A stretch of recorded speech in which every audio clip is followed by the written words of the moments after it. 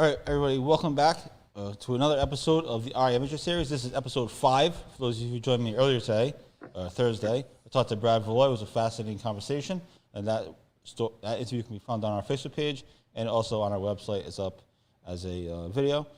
So that was fascinating. And Rich Capaldi alongside for this one, his debut in the RA Amateur Series. It only took him 5 episodes, but it's all good. And we're super excited. I was saving it for Hammy. Yeah. So we're super excited to have Mike Hamilton join us. He's one of the, I would say, the favorites to win the RA Amateur at his home course of Kirkbride. So we're fascinated to talk about that. But also, he's playing in the Northeast Amateur next week, and we want to get to that as well. Mike, thanks for coming on. How you doing? Thanks for having me, guys. I'm doing well. How are you? Good. U.S. Open week. We're doing well. Trying to play a little bit of golf, but it's been busy. So let's get into it. You played a practice round at Wannamoisett today, Thursday, for those that aren't watching live. And you're making your Northeast Amateur debut next Wednesday. How excited are you? Nervous are you? What's that whole experience going to be like, you think? Yeah, I mean, definitely very excited, also very nervous. I think today was probably the first day it kind of sunk in. I got over there with a couple members and then played over also with Derek Audette, and it was, just kind of getting a feel for the course. It starts to sink in. You're going to have to hit some of these shots, that you kind of think about when you go play there, but then to do it in the Northeast is a little bit different. And then just trying to, put a barometer on your game, leading up to it, because, Wannamoisett basically demands every single shot you have in the bag. I think today was good. I'm glad I waited to get over there because today was about one of the first days where it really was starting to look like the Northeast, according to some of the guys over there.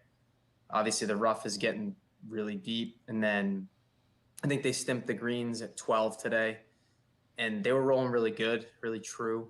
At least you're not getting over there when the greens are a little bit slower and you start to think that you can hit it to certain spots when you really can't.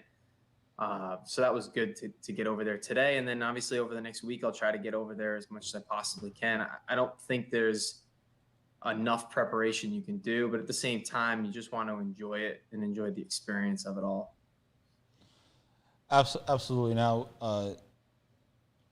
the next couple of weeks, and I've talked about this with some of the other guys, obviously, because you're all kind of in a similar boat. A super exciting week for Rhode Island Golf, super exciting week for you guys. Northeast Amateur, RA Amateur, 2 weeks later, approximately. As far as preparation goes for you, how do you go about taking these 2 weeks? Obviously, it's exciting, but it's also, in some ways, it's work for you guys. It's a lot of work. So how do you go about taking these two big tournaments back-to-back, basically? Yeah, I mean, with the Northeast, I'm just trying to get over there with, first of all, with members of Wannamoisett, and number 2, guys that have played in it. So I've been lucky enough, got over there today, getting over there tomorrow. I'm supposed to actually play with McCormick over there tomorrow, who's actually played in the event. And then hopefully some of the practice rounds next week, play with Jamie Lukowitz, and then some of the other guys hopefully just get paired with, just because watching them play the golf course, watching members play the course, you're going to learn a lot. So I was trying to soak in as much as I possibly could today. 2 guys I played with today, they were pointing out pin placements, pointing out places to drive it, places to miss it on the greens. At least that knowledge is, I think, probably one of the only advantages I can get over any of these kids that are coming in, off the Sunny Hannah, coming into the Northeast next week. Mm-hmm. Those guys are just better players, flat out better players. And there's nothing wrong with admitting that. It's just, trying to get ahead of them with the preparation, hopefully just trying not to wear yourself out, I guess, physically, just because I'm not used to playing this many days in a row. But trying to soak in as much as the knowledge is so important. I was actually surprised today at how little I knew about the golf course. You see it, you've seen it being played, but having not been there, and I think the last time I played there was 2010, a lot's changed. But then also just, the visuals of the golf course, it's much different than what you see or what I'm normally used to at Kirkbride. Kirkbraid's greens are back to front, where Wannamoisett, there's times you want to be by the pin high, or you want to be past the pin to have a better chance to putt back in a hole. Where Kirkbride, I think Bobby Leopold, hit the nail on the head, between 3 and 9.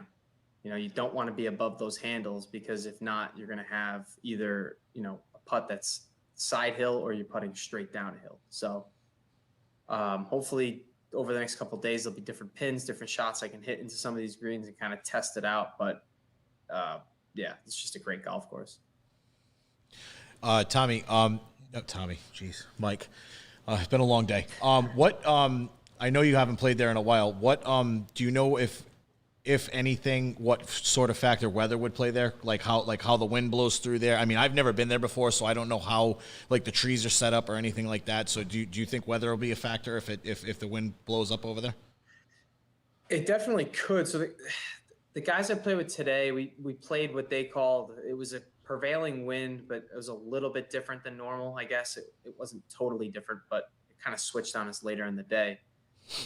You just want to just trust the wind in the wind direction, because of how many trees have been taken out. There's some wind tunnels and there's some spots out there that you don't necessarily feel it. I think the best example is actually on 9, which 9 is completely exposed. The green's exposed, so is the fairway. And it's just really hard to gauge first of all, how strong the wind was, but exactly what direction it was. And you just have to trust it. So I think in that sense, depending on the direction, I think there's certainly different ways you can play the holes. I think today we played 4, for example, was almost directly downwind off the tee. And it totally changes what you hit there, because if you hit driver 3-wood even, you can hit it directly through the fairway, which I did today with a 3-wood.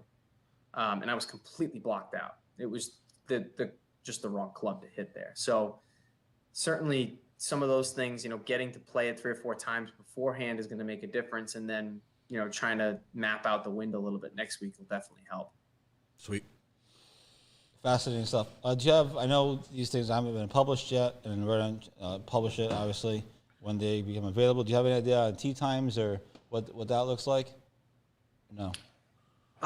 So from what I've from what I've heard, I guess the tee times will be announced either Sunday night or Monday morning. I'm not exactly sure. Perfect. But the fascinating thing with the Northeast is it's played in twosomes.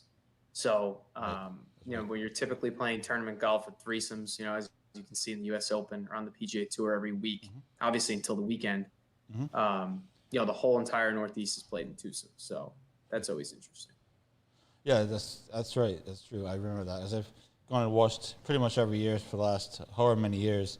I think my first time at the Northeast Amateur, I watched Ricky Fowler play. So I don't even know what year that would be, but it was a while ago.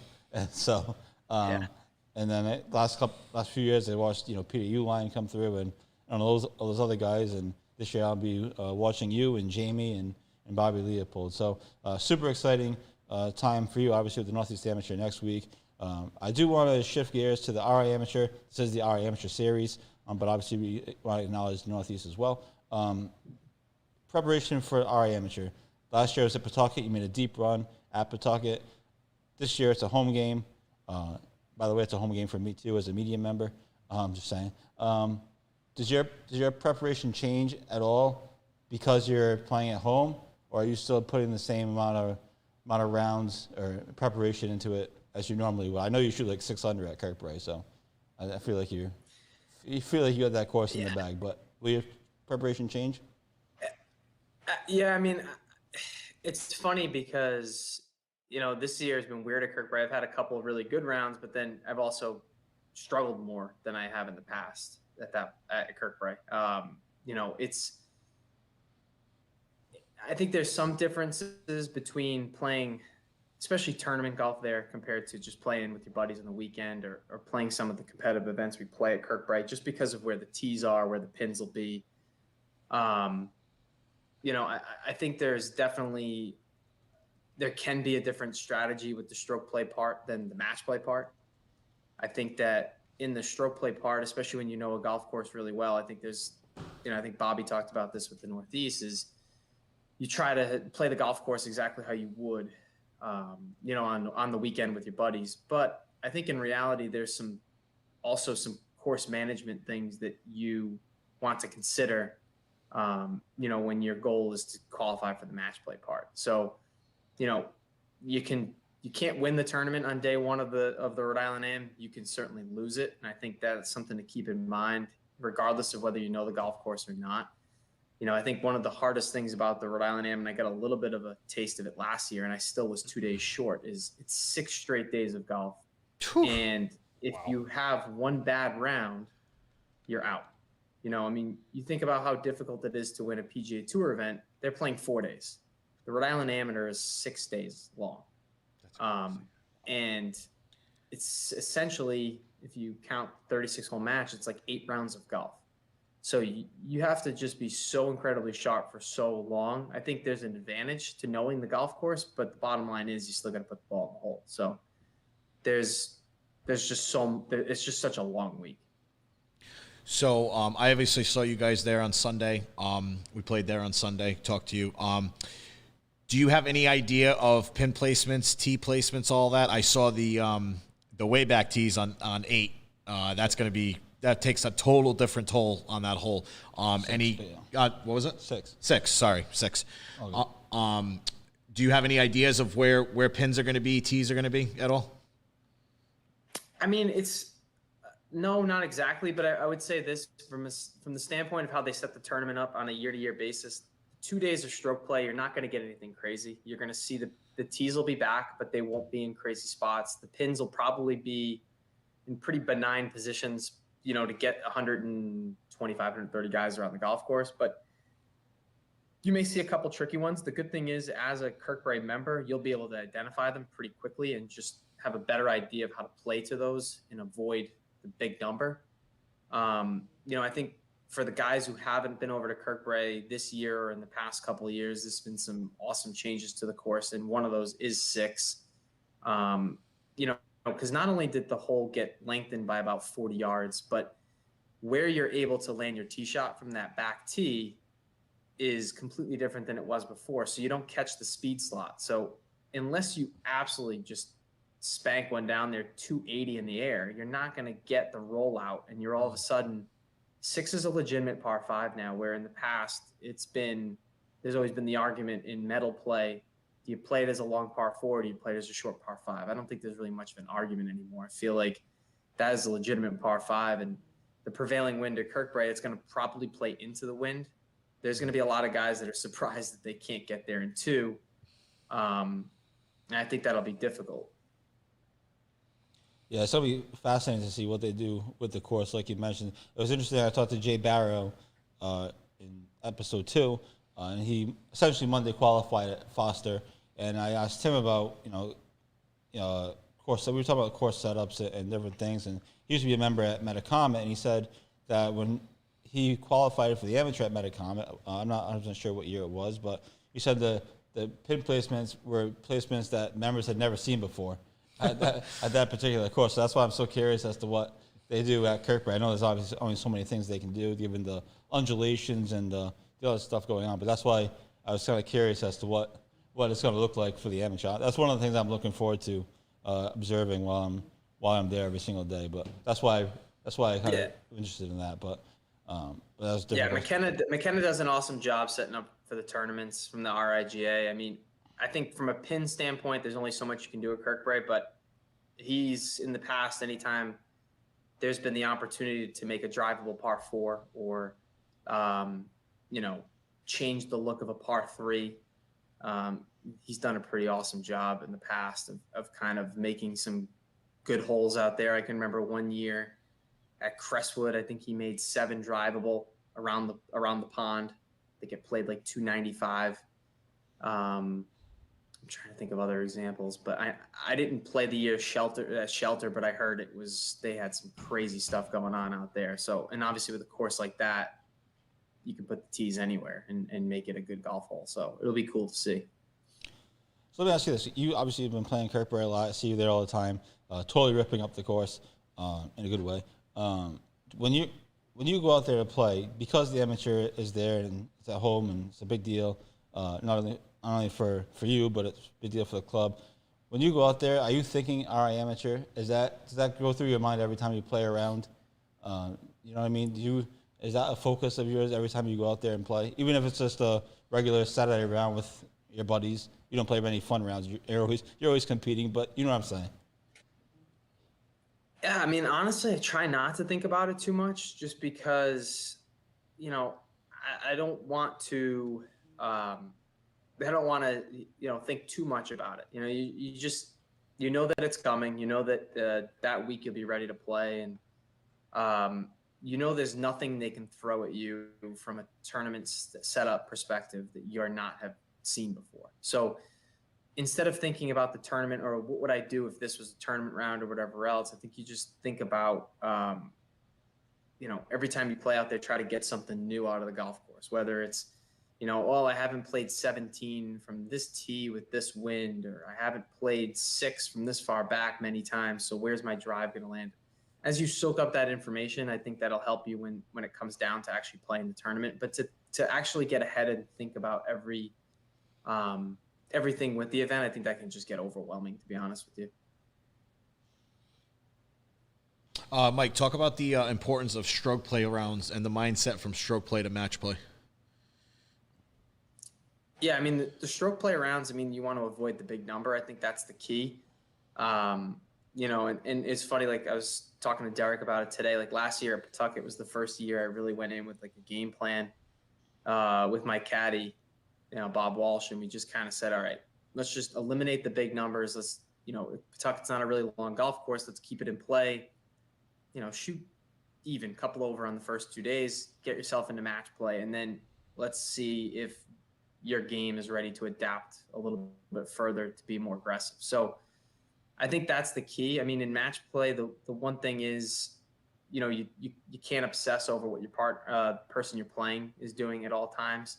You got to focus on your own game. I mean, there's definitely times where your partner's shot will dictate what you do, but I think the mentality is in match play definitely to be more aggressive, especially off the tee. I think that's the biggest thing. I think trying to use, the local knowledge of Kirkbride, in certain spots, I think that'll really help. For sure. It should be, I was interested in that mindset from, one format to the other, and they switch it so quickly during the amateur. And obviously, the stroke play is so important because you want to get a high seed or try to get, a good seed. You don't want to get, play badly and, get a low seed and then have a tough first round match. They're all probably tough, I guess, in some ways, but you get the point. So let me ask you this. So I've talked to all these guys over the last few weeks, as you've seen, and they're talking about the amateur status and the world amateur golf rankings and stuff. It's really been a fascinating conversation, and it came up because I started talking to Jamie Lukowitz about it, about how some of these college stars don't necessarily come back to play in the RA amateur, and he was saying that it's because they don't get the points, the amateur points, and whatever else it might be. And I didn't know much about it, admittedly. I'm learning about it as I talked to more of these guys, Lukowitz, Leopold. Today with Brad Valoy, we talked a lot about it. Why don't these kids come back and play in the amateur? And I always just assume they just had better things to do, which perhaps that's still true. But from your perspective, and I think you have an interesting perspective on it because you are kind of in their category, a little bit older, but pretty close. What's your perspective on amateur status and local golf and maybe getting these kids to figuring out a way, whether it's through Riga or the USGA? I guess it's the USGA thing, from my understanding. Getting the RA amateur more points and more of a status for these kids to want to come back and play, at home, presumably in front of their friends and family, and it would help the tournament greatly, I would think.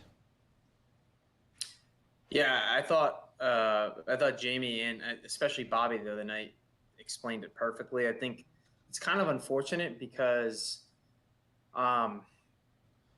so I basically started following the world golf rankings last year. So you have to have a certain amount of events or a certain amount of places in order to even be eligible. So I became eligible last year. and you keep an eye on your rankings, but as a mid-am player, I mean, the only time that the world rankings are going to help you is they'll get you into some invitationals around the country, and then the top 40 mid-ams in the country get into the U.S. mid-am. They're exempt. So that's a number I'm sure Bobby's always got his, eyes set on, because qualifying for the USAM and the US Mid-Am, if you can ever snag an exemption, that's huge. If you take a look at Massachusetts, you got guys like Nick Macario and Parzali, and I'm trying to think if there's anyone else, but those guys are top 40 mid-ams in the country, or in the world rather, and that gets them exemptions into the US Mid-Am. And on the college side, those guys, those world rankings are built for those guys, because they're playing events in October, November, February, March, when there's really no amateur events for pretty much anyone else. So they're stacking points. They're playing against each other, playing in strong fields. So their ranking is always going to be higher. They're always going to have an advantage.